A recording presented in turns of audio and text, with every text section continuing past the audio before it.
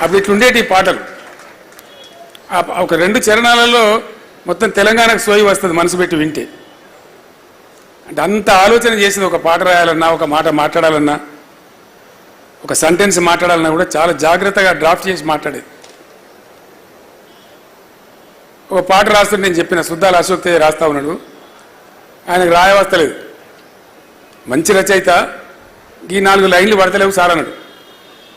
ఏందా అంటే మన పండుగలు మనదంతా చెప్పాలి సార్,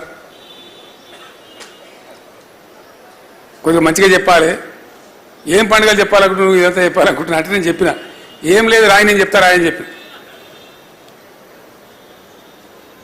పోషమ్మ బోనాల శివసత్తులాట మనసంతమే కదా బతుకమ్మ పాట అని చెప్పింది. అటే రాసి పడేసి సూపర్ హిట్ అయింది అది. అట్లా ఇంకో పాట రాస్తున్నాం, ఇది తెలంగాణ అనే పాట, ఫస్ట్ సాంగ్ అది.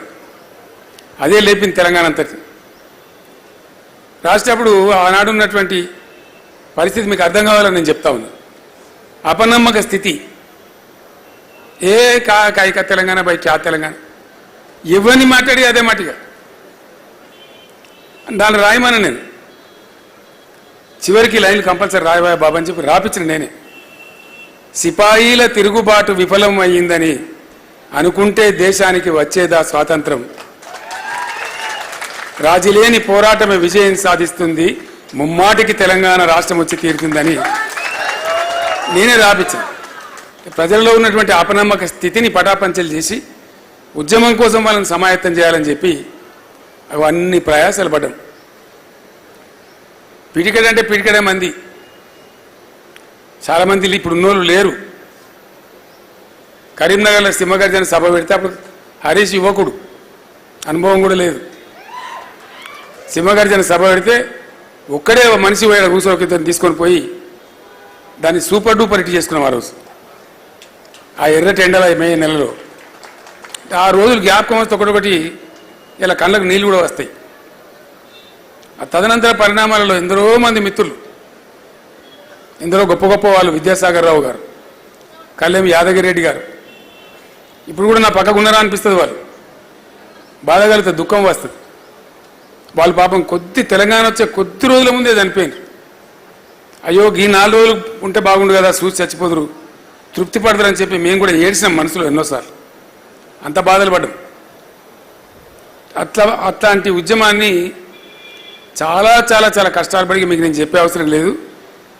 కథలో మీరు కథానాయకులే చాలామంది, మీకు అన్నీ తెలుసు.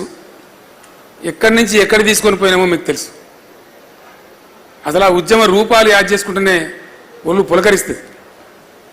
పిలిపిస్తే వచ్చుడే లక్షల మంది, వేల మంది జనం రోడ్ల మీదకి. వంట వార్పు అంటే పోయి వెట్టుడే రోడ్ల మీద, ఎక్కడికక్కడ. అసలు మామూలు ఉద్యమం కాదు అది. ప్రజల్లో విశ్వాసం పాదుకొలిపి ప్రజలు నింబడేసుకొని చాలా బ్రహ్మాండమైనటువంటి ఒక ఉద్యమ రూపాన్ని ఒక పక్కన, దానికి రాజకీయ స్వరూపాన్ని మరో పక్కన. మొదలైన నా మున్న పదవులను ఇసిరి కొట్టి స్టార్ట్ చేసిన మూమెంట్. అంతకుముందు ఏంటంటే వీళ్ళు 2 బదనాములు పెట్టే తెలంగాణ మీద. తెలంగాణ దుకాణం స్టార్ట్ కాగానే వీళ్ళు రాజకీయ నిరుద్యోగుల పదవుల కోసం పెట్టిండ్రు అని ఒకటి, ఇక పైసలు వసూలు చేసే దుకాణమే అని 2. అంటే దీన్ని మలినపరచాలి. తెలంగాణ ఉద్యమం అంటేనే హీనం, బేకారు ముచ్చట అనేటట్టు ప్రచారం చేయాలన్నటువంటి కుట్రలు జరిగేటి. దాన్ని తిప్పికొట్టడానికే నా పదవులను రాజీనామా చేసిన, ప్లస్ ఒక స్టేట్మెంట్ ఇచ్చిన నేను ఆ రోజులలో. ఉద్యమం పేరిట ఎవరిని డబ్బులు అడగద్దు, ఎవరైనా అడిగితే దయచేసి నాకు ఫోన్ చేయండి అని చెప్పి నేను ఫోన్ నంబర్ కూడా ఇచ్చాను. అంటే ఉద్యమ పవిత్రతను పెంచడానికి, అపనమ్మక స్థితి నుంచి తెలంగాణ సమాజాన్ని బయటపడేయడానికి ఇవన్నీ కూడా ఎత్తుగడలు అవలంబించి తీసుకొని వచ్చినాం. రాజకీయ స్వరూపం ఇచ్చినాం కాబట్టి ఉద్యమానికి పర్మనెన్సీ వచ్చింది, శాశ్వతత్వం వచ్చింది. హింసకు తావులేదు, విధ్వంసానికి తావులేదు, ప్రభుత్వాలు మనల్ని ముట్టుకోలేవు, పట్టుకోలేవు. చాలా బ్రహ్మాండంగా. కొండా లక్ష్మణ్ బాపూజీ గారు ఉండే, ఆయన పాపం ఆశ్రయం ఇచ్చాడు, ఆఫీస్ పెడతామంటే. కుట్రతోనే ఆయన బిల్డింగులో కొట్టిండ్రు, మన సామాన్లను తీసి రోడ్డు మీద పడేసారు. అంటే తెలంగాణకే తెలంగాణలో జాగా దొరకని, ఆఫీస్ దొరకని అనేటువంటి పరిస్థితి. ఆఫీస్ పెడదామంటే వాళ్ళకి బెదిరించుడు. మనోడు పోయి చూసి రావాలి, వెంటనే ఇంటెలిజెన్స్ పోలీసు టెలిఫోన్ రావాలి, నువ్వు సీఎం దృష్టిలో వస్తావు సుమా, అట్లా సుమా ఇట్లా సుమా అని బెదిరింపులు. వాటి నడుమ ఉద్యమానికి ఒక వ్యూహం పెట్టుకున్నాం కాబట్టి, తెలివిగా పోయినాం కాబట్టి, ప్రజాస్వామిక పందాలు పోయినాం కాబట్టి, అహింసతో పోయినాం కాబట్టి, కొండా లక్ష్మణ్ బాపూజీ ఇంట్లో నుంచి మన సామాన్లు రోడ్డు మీద గిరాటేస్తే ఇగో ఇంత ఎత్తైన తెలంగాణ భవనం కట్టుకున్నాం.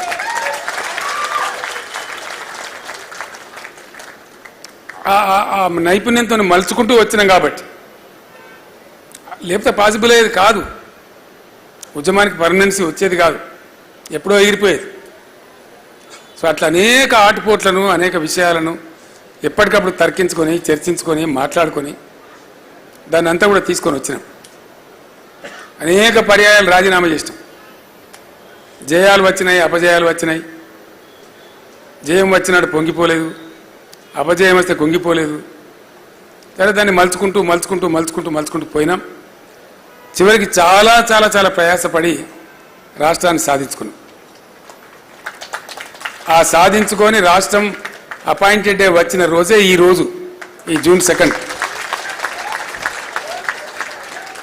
ఇట్లా తెలంగాణ రాష్ట్రం వస్తుంది, 10 సంవత్సరాలు నిండుతాయి, దశాబ్ది ఉత్సవాలు కూడా జరుపుతారు అని ఎవడు కూడా అన్నాడు. కళ కూడా లేదు కనీసం. There was no dream even, నన్.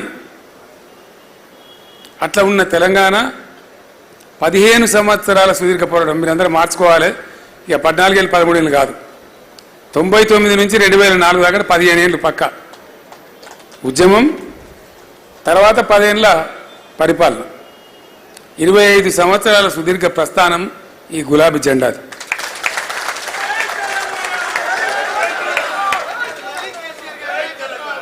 అయితే వాడోడు వీడోడు పాపం అవగాహన ఉన్నోడు లేనోడు బీఆర్ఎస్ కథమే చేస్తాం బై మోకాలంత ఎత్తులేనోడు కూడా మాట్లాడుతుంది.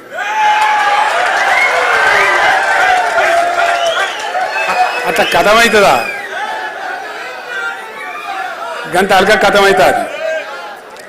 ఇంత వ్యవస్థీకృతమైన పోరాటం, ఇంత ఏర్లు, 25 సంవత్సరాల వృక్షం కదా బీఆర్ఎస్ అంటే. ఒక రోజు కాదు కదా, ఒక మహావృక్షం అయిపోయాయి, ఒక సముద్రం అయిపోయాయి. అసెంబ్లీ ఎన్నికల మనం ఓడిపోయినాం. సరే, కొంత నైరాశ్యం వస్తుంది కదా సహజంగానే. ఎక్కడ వాళ్ళు అక్కడ ఉన్నాం 4 రోజులు. మళ్ళీ నేను బస్ ఎక్కితే మళ్ళీ అదే గర్జన, అదే కథ.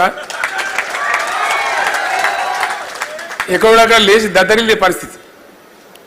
అంటే విషయం ఏంటంటే, అంత రూట్స్ ఉన్నటువంటి, అన్న పునాదులు ఉన్నటువంటి ఇవి వచ్చేటివి టెంపరీ సెట్ బ్యాక్స్, చాలా చిన్న విషయాలు. ఇవి సహజంగా వస్తుంటాయి, చాలా జరుగుతాయి ఇట్లా హిస్టరీలో మనం చూస్తే. మనకన్నా ముందు కూడా 10 ఏళ్ళు కాంగ్రెస్ అపోజిషన్లో ఉండే కదా, మరి కథం అయిపోయినరా? కాలే కదా, మళ్ళీ ప్రభుత్వానికి వచ్చింది కదా. అట్లనే గ్యారంటీగా మళ్ళీ రేపు వచ్చేది బీఆర్ఎస్ 100%. మొన్న ఒకడు వచ్చింది నా దగ్గరికి, 100%, దాని డౌట్ కూడా అవసరం లేదు.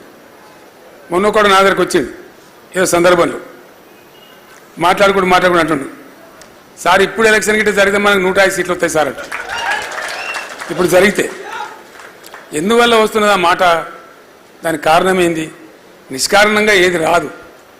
తప్పకుండా ప్రతి దాని వెనుక, ప్రతి ప్రొవొకేషన్ వెనుక, ప్రతి థాట్ వెనుక ఒక సందర్భం ఉంటుంది, విషయం ఉంటుంది. మనం ఏం చేసినాం? డంబాచారాలకో, పిఆర్ స్టంట్లకో, పిచ్చి పిచ్చి కథలకో కాకుండా తదేక దీక్షతోని వెనుకబడ్డ ఈ తెలంగాణ, ఆగమైన ఈ తెలంగాణ ఎట్లన్నా చేసి గడ్డకు పడాలి, ఒక ఆ పని చేసినాం మనం 10 ఏళ్ళు. నిరంతరం అదే పని. నీళ్ళ ప్రాజెక్టులు కావచ్చు, మంచినీళ్ళు కావచ్చు, కరెంటు కావచ్చు, పేదల సంక్షేమం కావచ్చు, అన్ని సామాజిక వర్గాల యొక్క మంచి పనులు కావచ్చు, చాలా అద్భుతంగా చేసినాం మనం. దాని ఫలితాలు వచ్చినాయి. రైతు బంధు ఇస్తేదో వాటికి పిచ్చోళ్ళ లెక్క ఓట్ల కోసం ఇయ్యలే, ఒక అవగాహనతోని వ్యవసాయ స్థిరీకరణ కోసం ఇచ్చినాం. దాంతో 18.32 తెలంగాణ జిఎస్డిపిలో 18.32 అగ్రికల్చర్ సెక్టర్ నుంచి వస్తూ ఉండే. చేప పిల్లలు పంపిణీ చేస్తుంటే కాంగ్రెస్ వాళ్ళని అపహాస్యం చేసిన అసెంబ్లీలో. కానీ 30,000 కోట్ల రూపాయల చేప పిల్లలు అమ్ముకున్నారు మనోళ్ళు. గొర్రె పిల్లలు పంపిణీ చేస్తూ ఉంటే కూడా అపహాస్యం చేసిండ్రు. ఎక్కడో అడుగు భాగంలో ఉన్న తెలంగాణ షీప్ క్యాటిల్లో దేశంలో నెంబర్ 1 స్థానానికి పోయినాం మనం.